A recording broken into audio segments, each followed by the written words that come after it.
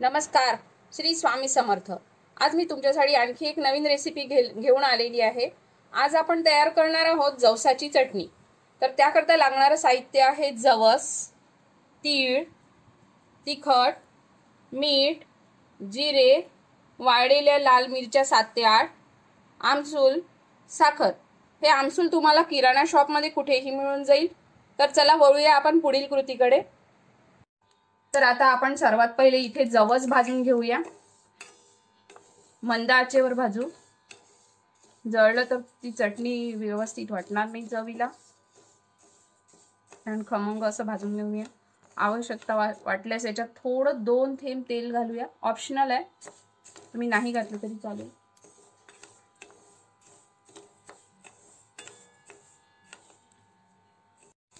बघू शकता जवस छान तडतडायला लागलेले आहेत, म्हणजे हे छान भाजल्या जाऊन राहिले। छान व्यवस्थित भाजून घ्यायचं, तर ती चटणी खरपूस होईल। नाहीतर मग जवसाची चव कच्ची अशी तोंडावर रेंगाळत राहील।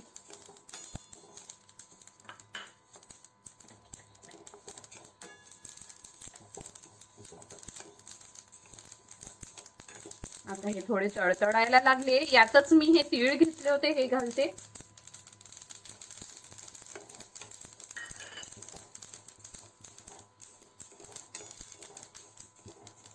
बरं, या तिळाच्या ऐवजी शेंगदाण्याचा वापर पण करता येईल, पण मी तीळ ह्यासाठी वापरते कारण की ती चटणी बरेच दिवस टिकून राहील।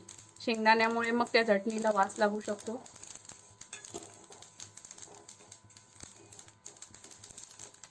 छान होतात आहे।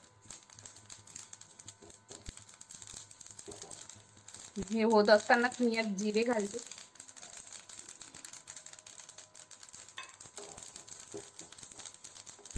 मला वाटल्यास तुम्ही यात जिरे पुढे घालू शकता।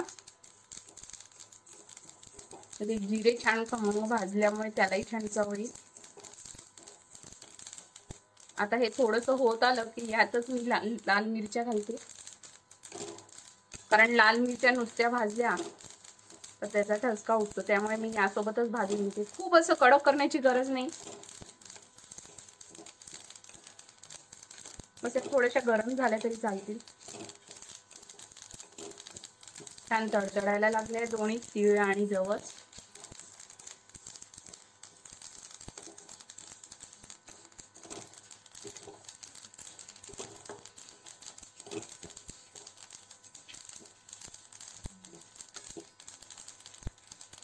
बघू शकता छान खमंग भाजल्या गेलेला आहे, छान सुवास सुटलेला आहे।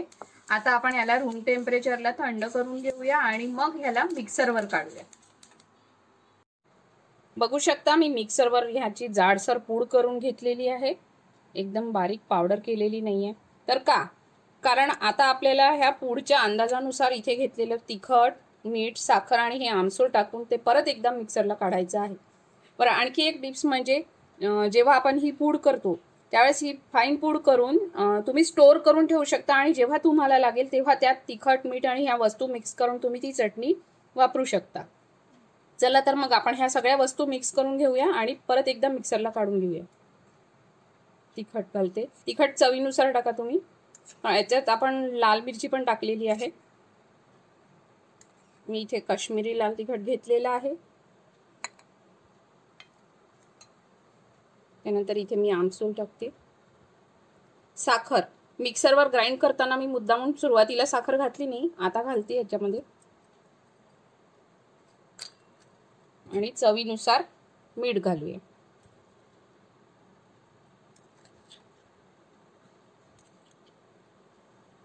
आणि आता याला आपण मिक्स करून घेऊ आणि याची मिक्सरवर छान पूड करून घेऊया।